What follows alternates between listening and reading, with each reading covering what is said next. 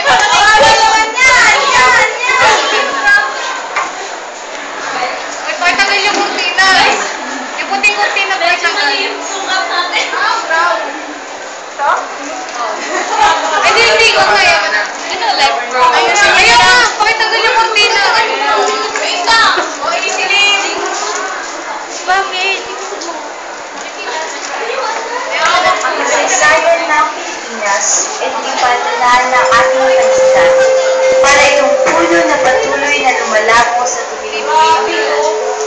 Kagaya ng ating panigang patuloy itong pagpunta dahil sa mga influensya. Ang pagdating ng mga Amerikano ay nagsilbing fertilizer ng ating pansitan. Ganda ng TV, oh. Smart TV, Ana. Smart TV, oh. Noong ka-1898, nagsimula ang digmaang Kastila-Amerikano.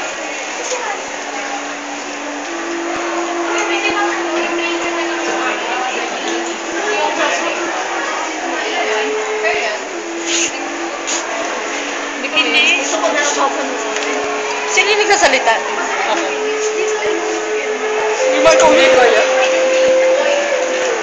Nimukha ito nang ipinasabog ng mga Espanyol ang Maine sa daungan ng Havana na ipinasawi ng 246 kataong Amerikano.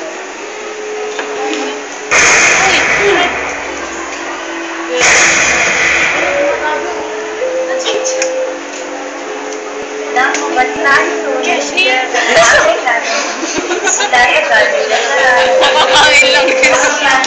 laban sa Espanya.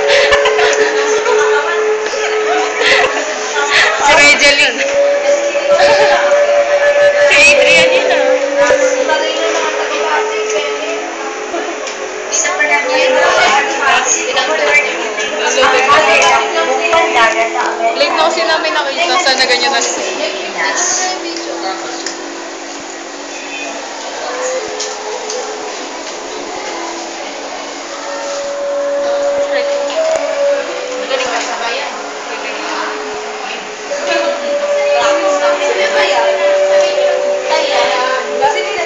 Seme lang. Kayo yan? Hindi. Hindi nga. Hindi ka sila. Ano ba? Sa kanyang pagpasok, napatid niya ang flota ni Admiral Patricio Montojo na Espanyol. Natatawa eh.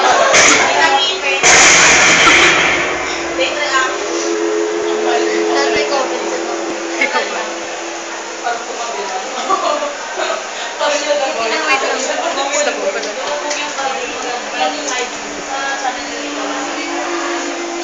Dito nagsimula ang pagkakaroon ng interes ng Amerika sa Pilipinas. Nakakatawa yun. Kanila naobserbahan ang kagandahan ng mga likas na yaman. Wow, nakakalakad Tulad ng talaga. mayon, talon, at turon. Siyempre hindi si ano yan, may dede.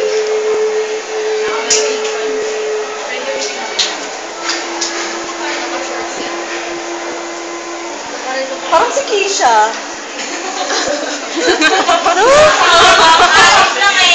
Keisha, akala tapos naka-maiksing, maiksing,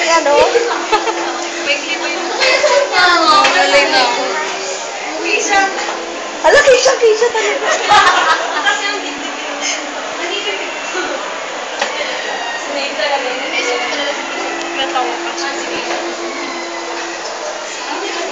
Ano ka ba nagsasayaw talaga yan?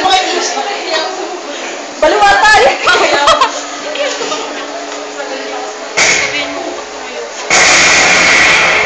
Nagkaroon ng parte-parteng labanan sa mga pook na Tatawanan pa yung mga harapan-harapan. Walang pamamang. Tayo lang.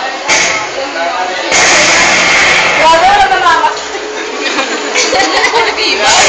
nagpatuloy ang pag-isipan ng Espanya na kanilang buong pagkatahan. Uy, Clara, kamay mo yan. Ano? May kamay. Sorry. Ngalay na nga ako dito. Hindi ka naangat. Kaya sila ay nakapagpasya na ibenta ang Pilipinas sa Amerika sa halagang 20 milyong dolyar. Ginawang ito American eh. sa kanilang pagsisimula, tinatag nila ang batas sa edisyon. Nangangahulugan nitong malaya sila makapagsusulat, bagamat pinagbabawalan pa rin ang mga Pilipino na sumulat ng mga artikulong laban sa mga Amerikano o mga sulating nagpapahiwatig ng mapag-anak na damdaming makabayan. Ayon kay Robert K. Santos, sa panahong ito, ang uri na akda ay nahahati sa iba't ibang panahon.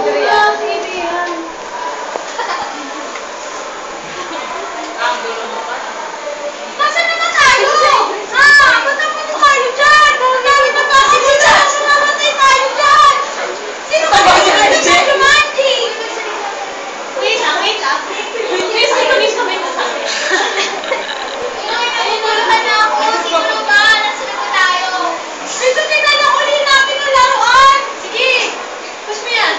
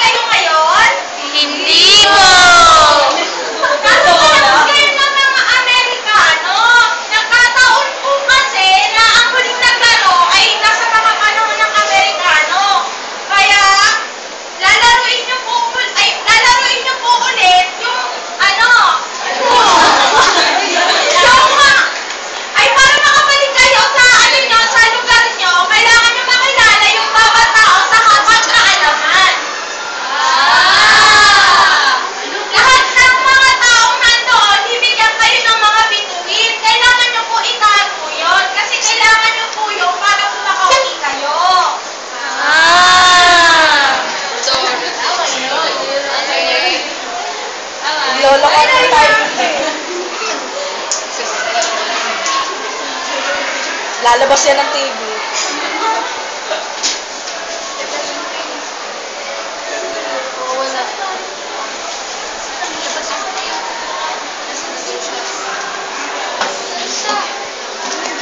Ba't pinost? O, i-play nyo. Maligayang paglalakbay mga bata. Ako nga pala si Severino Reyes, pinanganak sa Santa Cruz, Manila. Ang taba. Ilan taon ka na po? Ganyan tayo eh, wala nang tanungan ng edad. Bago ko ipakilala sa inyo ang aking mga akda, hayaan niyo munang i-recap ko ang lagay ng panitikan buhat nang dumating ang mga Amerikano. Buong pag-aakala kasi namin, noong mga panahon yun, teka, baka isipin nyo, matanda na ako ha. Pogi-pogi pa nga ako, di ba? Hindi po.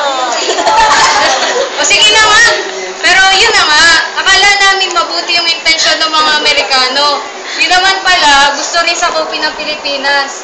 Pero kahit ganon, ang diwat damdamin ng nasyonalismo ay hindi nagapi. Lahat na nga ng larangan ng panitikan ay pinasok noong panahong iyon. Nandyan ang tula, sanaysay, nobela, kwento, talumpati, at iba pa. Ibang klase kami noong panahon namin, no? Opo. Siyempre meron. Ako pa ba? Alam niyo yung kwento ni Lola Basyang? Ako lang naman ang sumulat nun.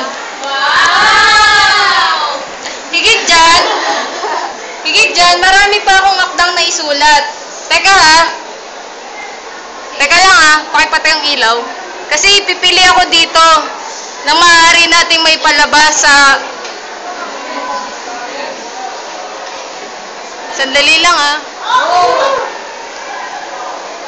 Ito nga palang isa sa aking mga akda. Ginawa din to ng mga katulad yung mga estudyante bilang kilala sa aking akda. At ito ay pinamagatang hulaan nyo. Uy, yung TV nyo, istorbo. Tunay na Tunay na pagmamahal.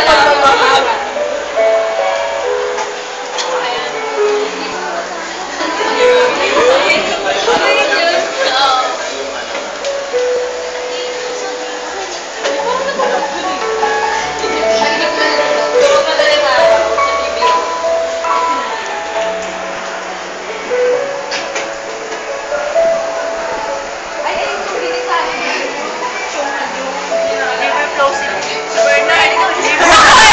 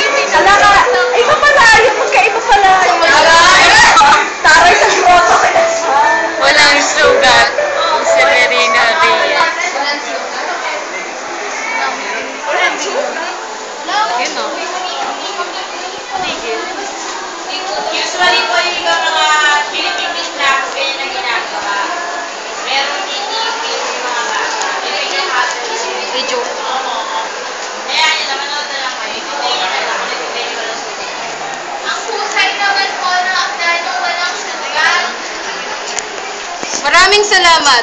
Baunin nyo itong isang bituin na magagamit nyo pagbalik sa kasalukuyan.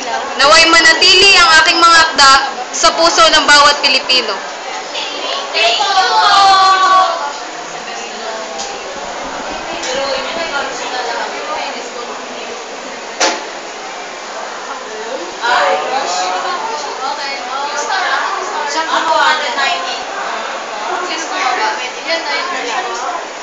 Yung star.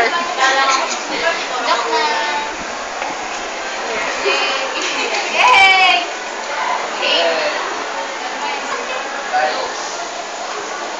Ako nga pala si Hermogenes Ilaga. Tawagin niyo na lamang ako, Mamo. Mukhang sobrang seryoso naman itong si Kuya. Ako ay pinanganak sa Bigaw, Nilakad, noong April 19. Ay, kapatid ko, 1870. Noong panahon ng Amerikan, may tatlong katangian nakikilala mo ang bawat akda sa bawat aklat. Mayroong tatlo, Kastila, Tagalog, at Amerikano. Marahil alam niyo ang Lore de Tamere at Edwin Hussein. Ako naman, mga nobela yung Igor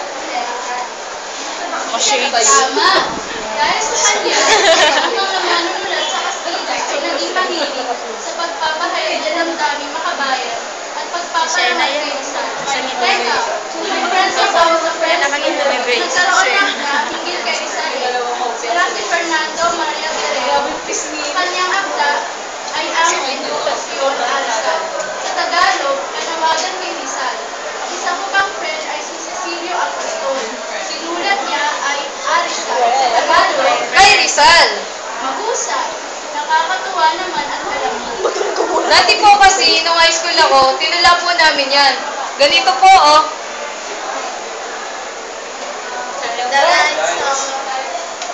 Rizal. Heroe inmortal, colose legendario, emerge del abismo del osario, en que duerme sueño de la gloria. Ven, vuestro amor, que tu recuerdo inflama, de la asombrosa eternidad te ilama, para cenir de flores tu memoria. Duermo en paz en las sombras de la nada, retender de una patricia esclavecida.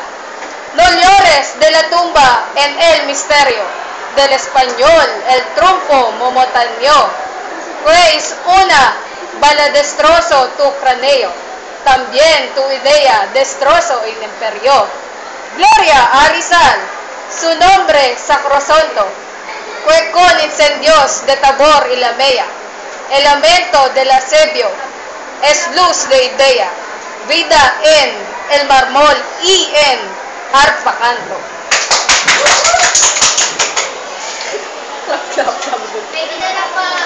May kilala pa po ako manunulat sa Tinang Kastila. Friend ko rin sa Friendster? Uy, grabe, hindi naman. May pelikula. Sorry.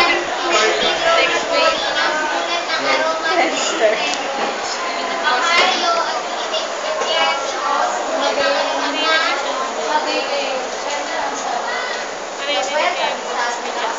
Tagalog? Si Shena. Bakit mo alam? Alam ko lang, bakit? Bakit alam?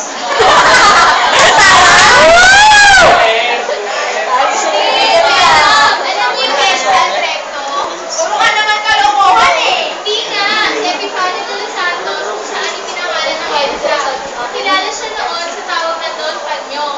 Kinilala siyang magaling na mamumuno at malalalang buhay sa buong panahon ng Kastila.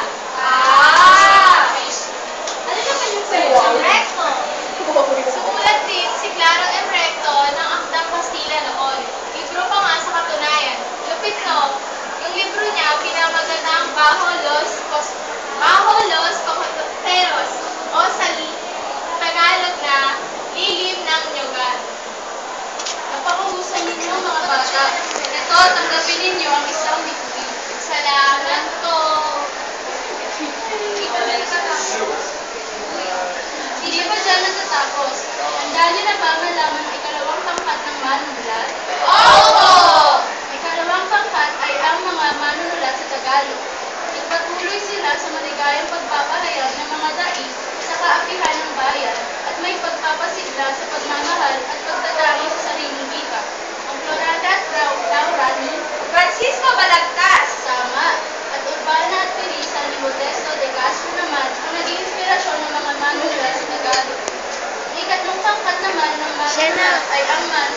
Hindi ka na mapagod ka. Narito ang nabagaw na panununglan sa pamamaksa at pamamaraang Amerikano. Marami po kami tutulong sa inyo habang ngunit, pwede po ba namin malaman na ilan pa sa inyong mga anak? Oo naman, ito o.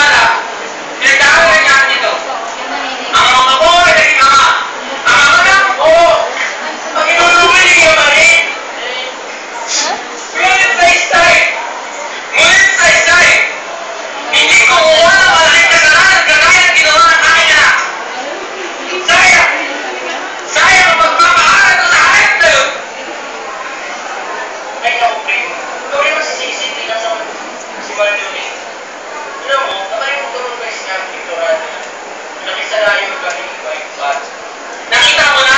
Sa bibig ko na nagagaling ang sisi sa magulang sa kasalanan ng anak. Alam mo, ikaw wala na ang magkita sa akin ni Manolo. Primo, dahil kung wala ka, sinagdagdag tingin kaya nga sinabi sa niya, iwan niya yung napakapangit. Kapangit na sabihin mo. Oo. Pangit na sa pangit na tita. Pero ang sinabi niya sa akin, yung gusto ko ba, sabi niya, ano nangyari na? Hindi ko naman kayang iiwan ang anak ko na pinagalan sa akin. Kaya, nasabi niya sa akin, Ama, di ba't piran? Paano kaya ang ginawa niya, hindi natulungan nila sa iba na sinabag nila o hindi natulungan nila sa tuwan naman? Sabi mo, ginawa niya yun, papatayin ko siya.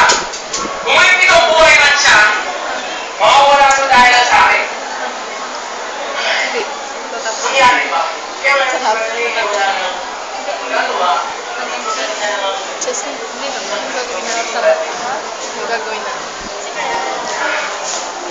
Secret sabi na ang gagawin. Siya lang yung gagawa. Sayang sa gusto mo. Pero wala. Kasi meron na isang bago activity. Disiplina sa iyong mga siyang babay. Teka lang. Ang gulo? Oo, primo. Kaya pa na. Ako ay isang pakita. Alam mo ba, sinilan siya sakto.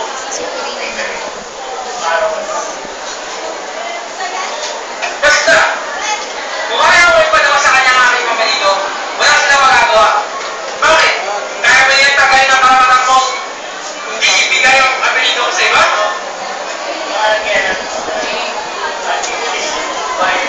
Yan ang hindi maaari.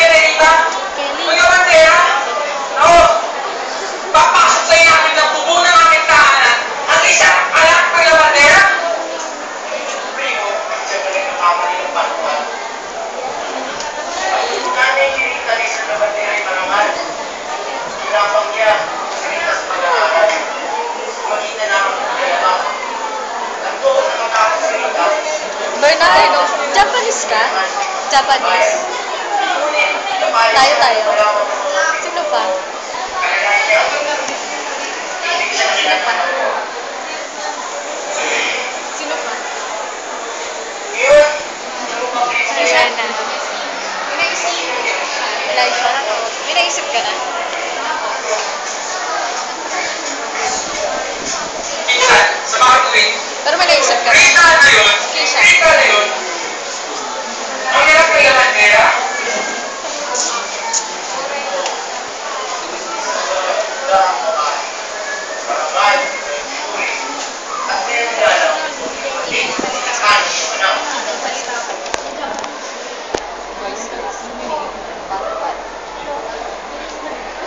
Hindi kung gayon, bakit isang buwan pa lang ang sanggol? Oo, isang buwan at 13 araw. At hindi pa ito nabibigyan? Wala pa naman tayo. Ilan din sabi yung parts. Wow, ganda naman. Amazing. Magdalong ng istorya.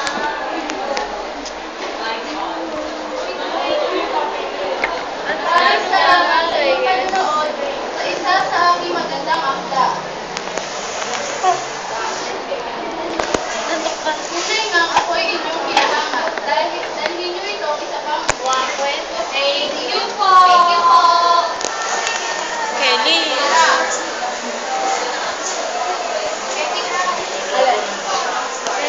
Star?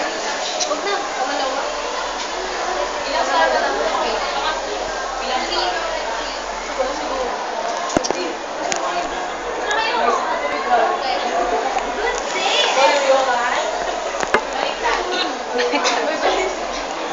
Good day, everyone! Ako nga pala si Patricia Mariano. Pwede nyo din akong tawagin Pat, mga Pilipini. I was born in Santa Cruz, Manila, on March 17, and don't ever ask for my age. Okay. Si Judy. I took a vlog. I'm a poet that writes Judy pangalanan? and the light. I'm also a painter, and in fact, I can also play the violin.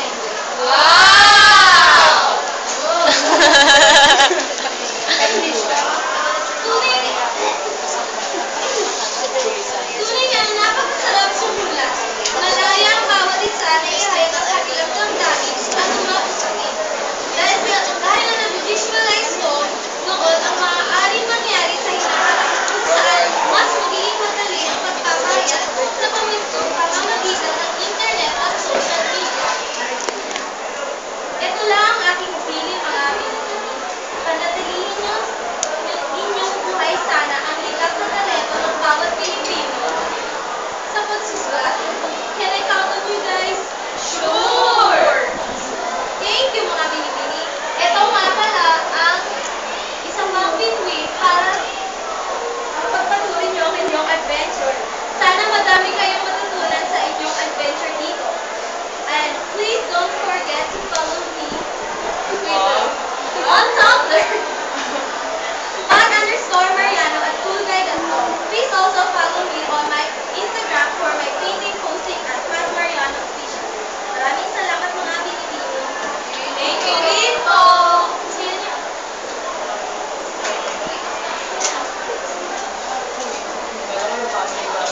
Wow. Magandang hapon, mga nagagandang Pilipini. Ako si Juliet Cruz Balmaceda. Ako ay pinanganak sa Ugyong, Bataan. At ako lang naman ang pinakabatang matutula sa aming panahon. Siyang taon na po ngayon, ay wala kayong susulat. 14 pa lang ako noong una ako nagsulat ng tula. Ano po yung pinakaunang tula? Iyon ay ang sugat sa puso. Broken po ba kayo doon? Hindi naman. Kaya ako na nga kalimutan nyo na nga iyon. Ayun pala Ito, tapat nagkabit nyo ang isang bituin na inyong magagamit sa inyong paglalakbay. Ano yung kamay? Bitwin na yun. Ay, kamay. Dapat na kumaga dun eh.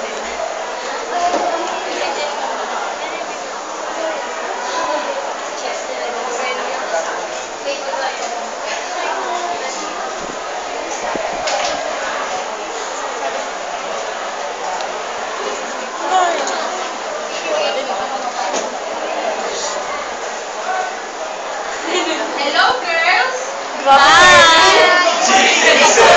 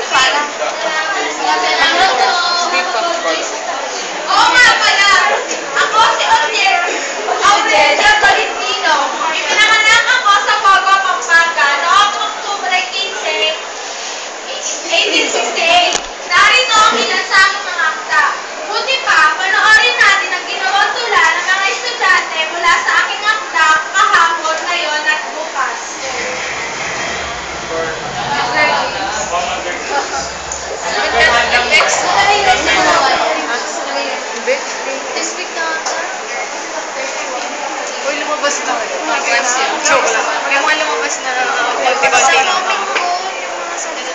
Pag-inuman, magsayawan! Asal hayop ay ipagdiwang! Ipagdiwang! Para ang kanyang buhay! Lumawi hanggang araw! Naman niya ay magdadalawin sa sikal ng hilahin! Manalawin! Iyan ay magatiling sa ligayang pagkapitin!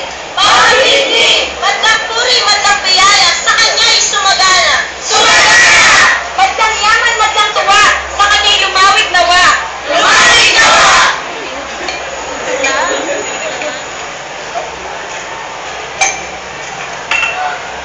Mga pag-ibig, mga kaibigan, sa inyo'y salamat ng habang buhay.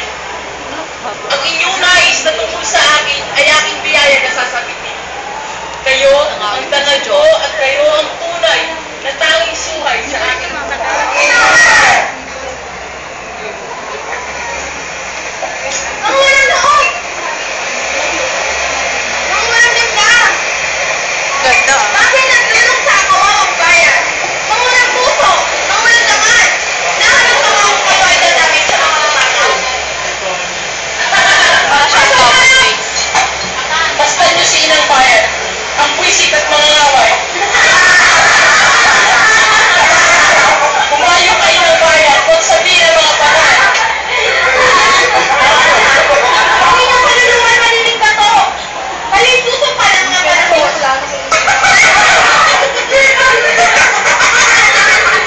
Mahinig ang tunay sa mga pamahan ng kanyang inyong ulo at mga magulang. Itong yan, sumpa. Patunayan ay, ayan! Inang Bayan! Wala sound effects. Hindi mo siya sa bawal. Asal hayop, paglapagtangan mo sa akin ng ulo sa ako, sa kamay ni Madalagan, ang taksil mong kaluluwa. At kayong mga nakianip sa kanya, kayong mga anak kong pinakamamahal, ay nangahawa naman din sa kanyang sabumpalan. Dinudusta ninyo sa libingan ang dangal ng inyong mga magulang. Ah! Hindi ko inakala kailanpaman na kayo'y hindi ko maiahalin tulad sa mga akang nagkalat dito sa dulong silangan. Mga anak ko, mga bunsong pinakaiibig, kayo'y na maliligaw. Panubalikin ninyo ang inyong mga loob. Pagsisihan ang paglakastangan sa akin.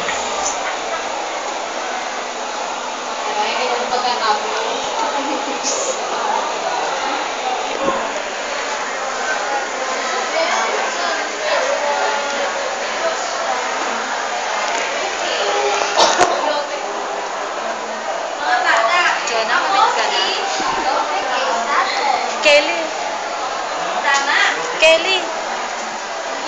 Kilalang kilala po namin kayo dahil palagi po namin kayo nakikita sa mga libro. Kelly.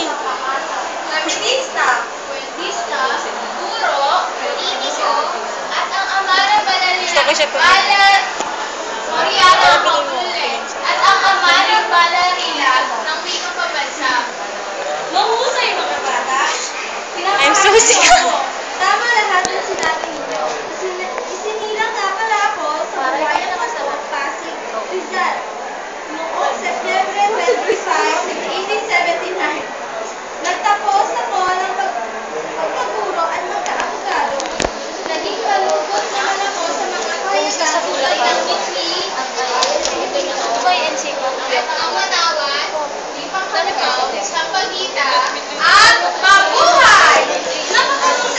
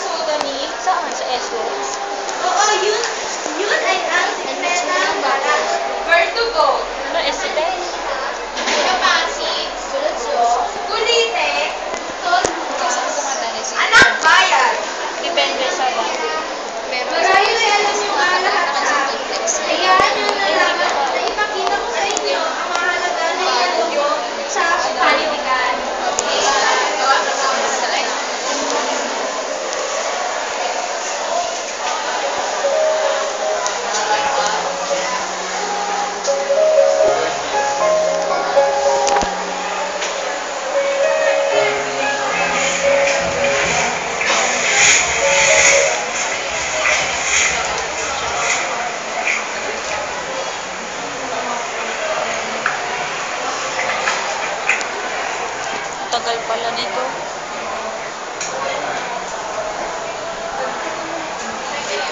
Tatamad-tamad. Sila binabayaran para tumakas. Kailangan ng servisyo mo.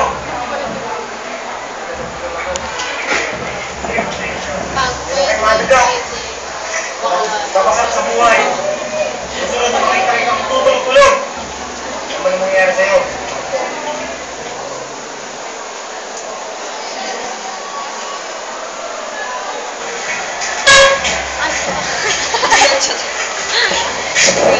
Tawag mo. Madali lang.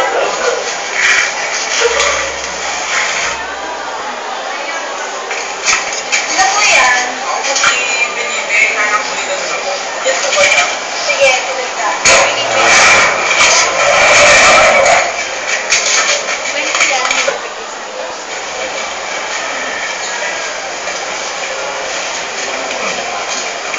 Sir, may naghahanap daw po sa inyo. Inaanap niyo daw po.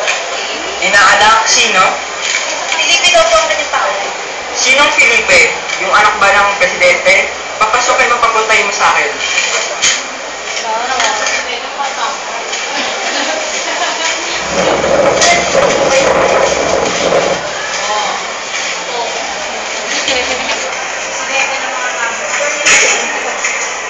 Ari ka nang umalis. Felipe, inaanak! Kailangan ko nung. Naupo ka. Wala ko sino eh. Kamusta na? Matagal-tagal din tayo hindi nakita. Oo nga ako eh. Eto, mabuti naman po ako. Inaanak, ba't nga pala naparito? Gusto ko po sana tumira sa inyong dampa. Pero, sisiguraduhin ko naman po na tatrabaho ko kung hindi ko maging pabigat. Oo ba? Pwede ka ba natin dito hanggang sa gusto mo? Maraming salamat po, Ninong. Basta ikaw, inaanak. Please.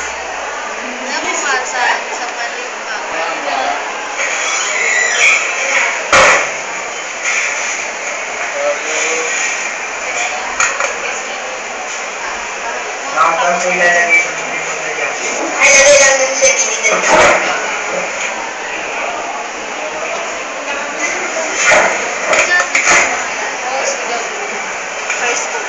High school. Tapos ko lang yung pinatagawa.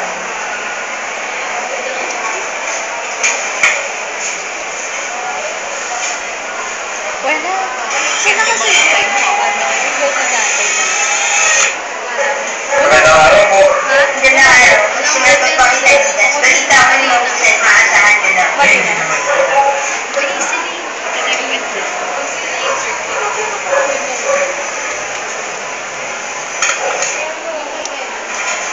Magandang araw. Ito lang po sa Bidura. Ikaw na yung bagong trabaho. Bakit parang kinakabahan ka? Ayos ka na? Eh, wala lang po kinakabahan. Sigurado ka? Huwag ka nang kabahan. Sana dali.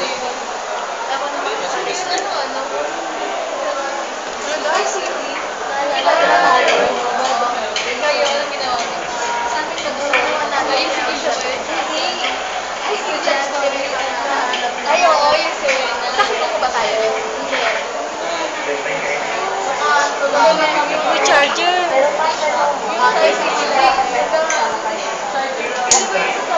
Wala ka ba sa akin?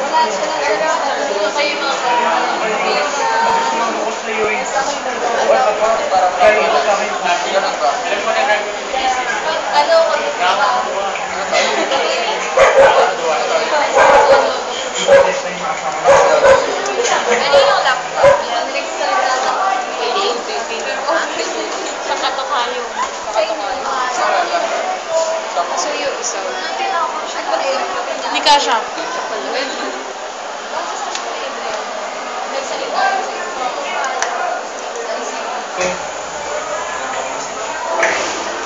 Charge? Oo.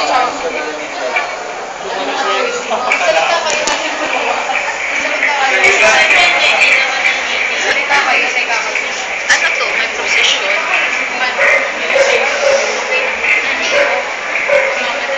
Binibedyo pa ba si Johnny?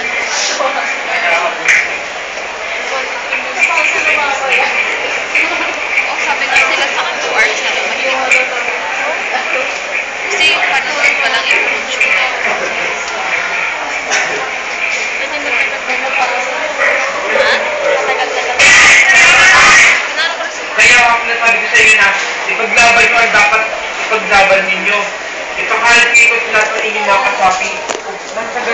mawala ng sistema, tumikilan sa ating lahat. Okay na po yan. Mga naririnig ko sila. Sorry po. Okay. Tanggapin niyo itong ikatatlong bituin na magagamit ninyo sa pagbalik sa kasalukuyan. Salamat po.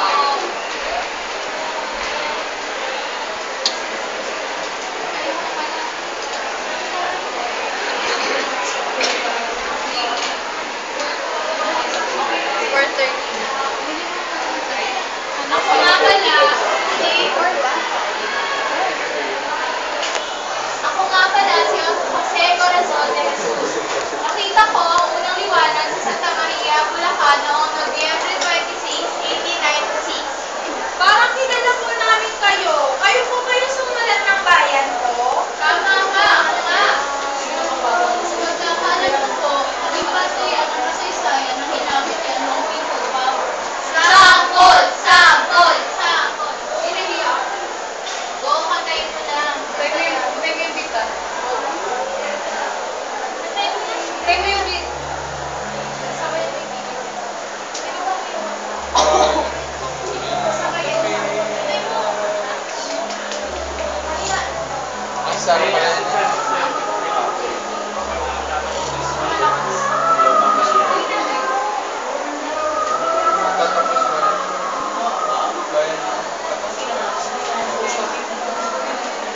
Bagay matawan.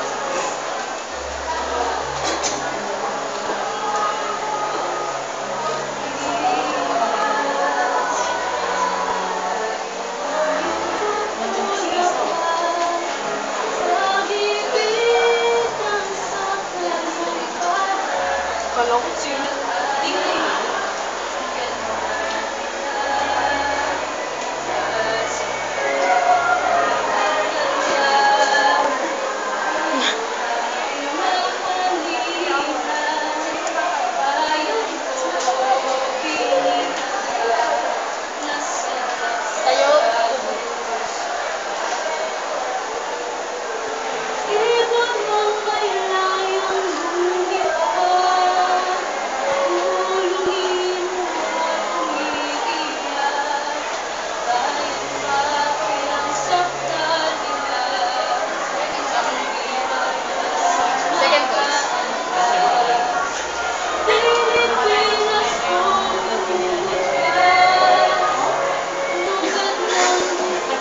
Second voice nga.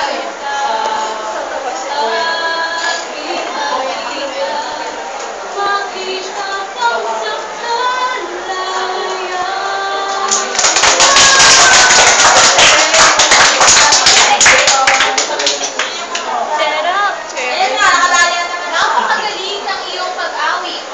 Hindi naman po.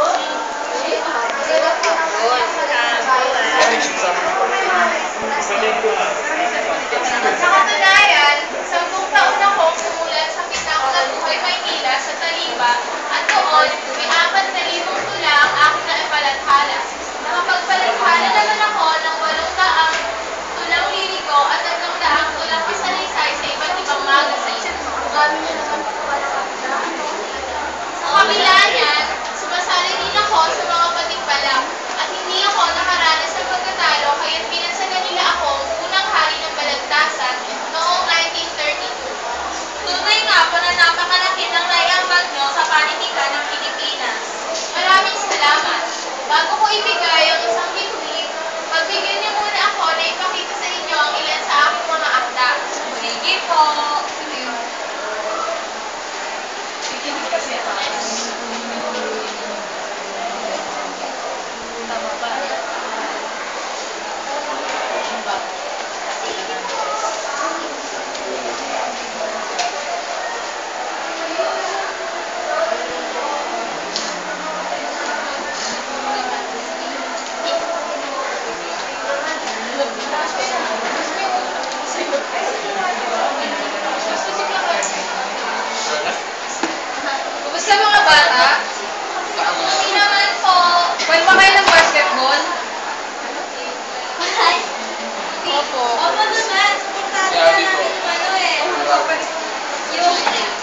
Gilas? Gilas? Ano po pala yun? Yan po yung national team natin, pinarangan ng basketball. Ang totoo kasi niyan, mahilig rin ako maglaro ng basketball. Bukod sa paghahari sa ring, tinagurian din akong ikalawang hari ng banagkasan. Ko. Bata pa lang kasi ako, nagsimula na akong tumula.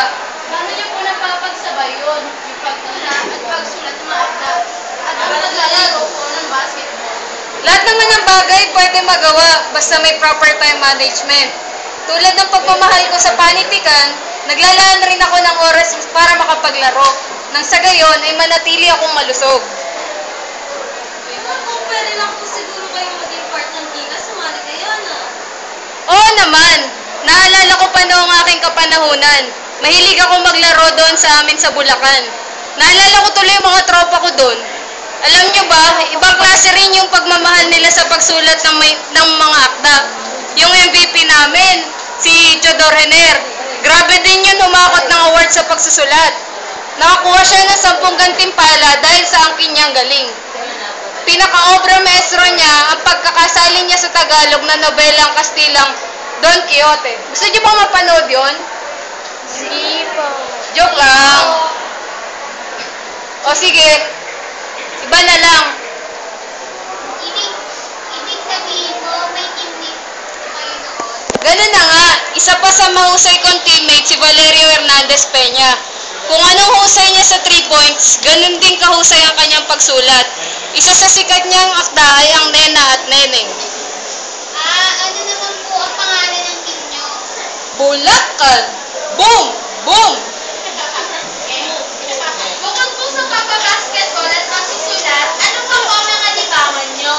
Paminsan-minsan, nakakapaglaro ako ng Dota. Doon yun mahilig kasi maglaro si parang Inigo. Ang ipilido niya pala si Regalado. Mahilig kami maglaro ng Dota Tapos, naging mahusay din siyang guro ng Dota. Guro ng Pilipino doon sa Central Escolar University. Yung League of Legends, ilalaro nyo po ba? Paminsan-minsan, pag naaya ako ni Faustino Aguilar, magaling maglaro yun. Pero mahusay din yan manunulat. Siya ang pinakaunang sumulat na nobelang panlipunan at yun ay ang pinaglahuan. Mahilig po pala kayong maglaro. Oo naman. Sayang, sana nakapagdala kayo ng installer ng Dota. Sana nakapagdala kayo ng installer ng Dota 2 para naman nakapag-install ako sa PC ko.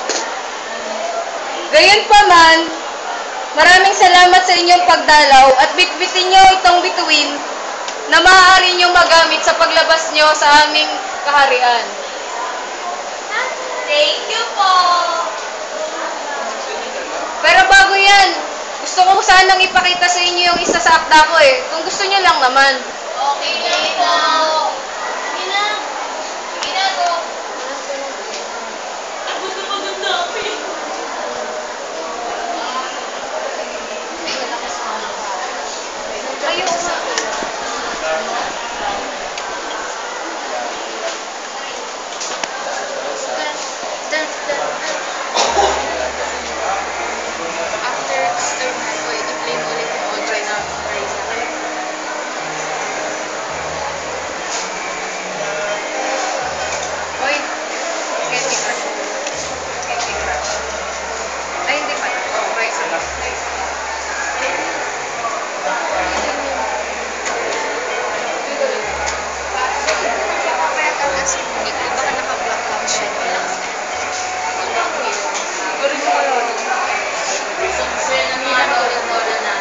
May hawa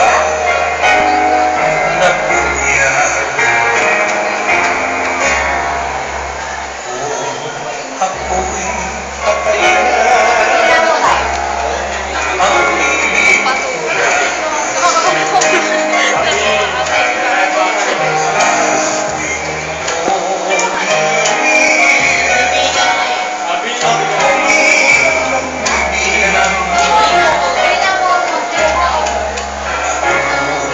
Marinig mo ang tako'y at nangis. Yao'y mahimakas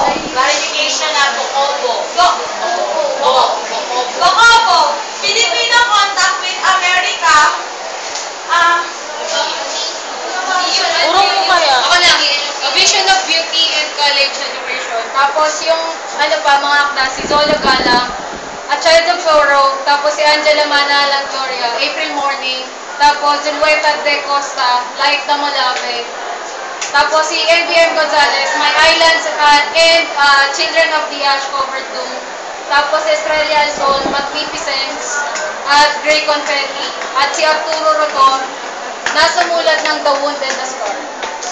Dahil dyan, nanalo po kayo ng Rise the Main Star! Wait lang.